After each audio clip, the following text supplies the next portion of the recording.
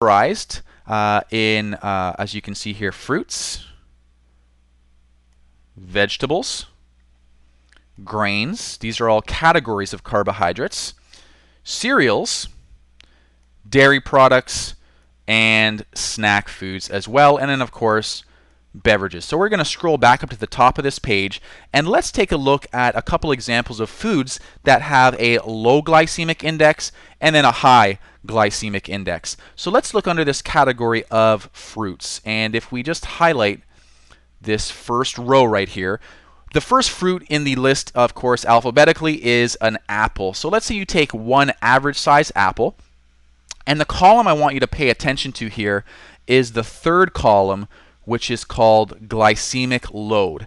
I don't want you to pay too much attention to the glycemic index, because the glycemic index, if you're familiar with it, is not a bad list, but it's a little bit misleading because it doesn't take into account the actual serving size of the food. It kind of standardizes the serving size as 50 grams, but you might not eat 50 grams of a particular food in a single serving. And so what you want to pay more attention to is the glycemic load, which we're talking about right now. So let's come back down to the apple. That average size apple has a glycemic load of just 6.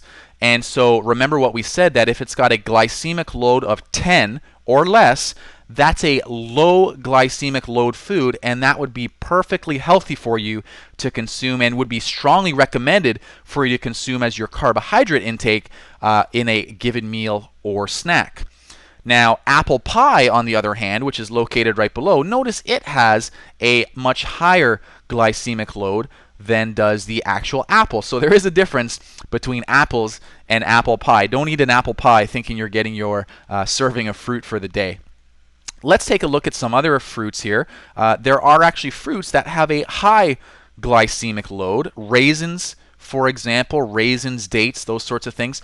They're very dense in their ability to affect your blood sugar. And if you ate a half cup of raisins, guess what? Your blood sugar is going to go through the roof. That's not necessarily healthy as it relates to your fat loss goals. So you see a list of fruits here. Take a peek through some of the other examples and choose the fruits that have a glycemic load of 10 or less, and make those the best choices, the top choices for you as you consume carbohydrates throughout the day. Now let's look at the next category here. Let's look at vegetables.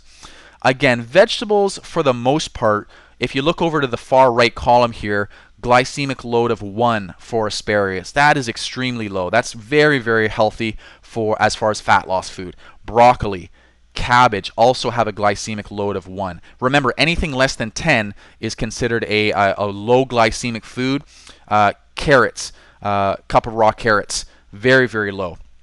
On the other hand, look at baked potatoes. So if you have a white baked potato, glycemic load of 26, that's extremely high. So you want to minimize those starchier carbohydrates like white potatoes, white rice, white pasta, and white bread. Those are your starchy carbohydrate categories. You want to minimize those foods and go for the carbohydrate foods that are lower in their glycemic load.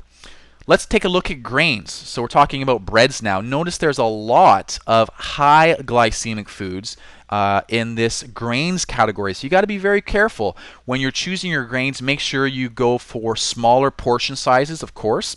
If you're choosing your rices or your breads or your pastas, that sort of stuff, make sure you go for small portions and choose foods from this category that are better glycemic load foods. So brown rice is better than white rice. Whole grain pasta is better than regular pasta. Rye bread is better than white enriched bread.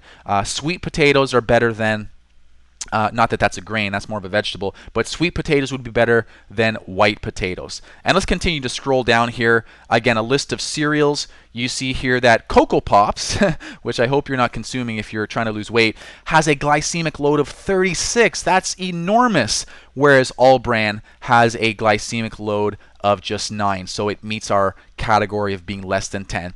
So you get the idea here. Again, go down if you haven't already. Open up this resource tool that we provided for you. Choose carbohydrates from the low glycemic load and eliminate the carbohydrates from the higher glycemic load.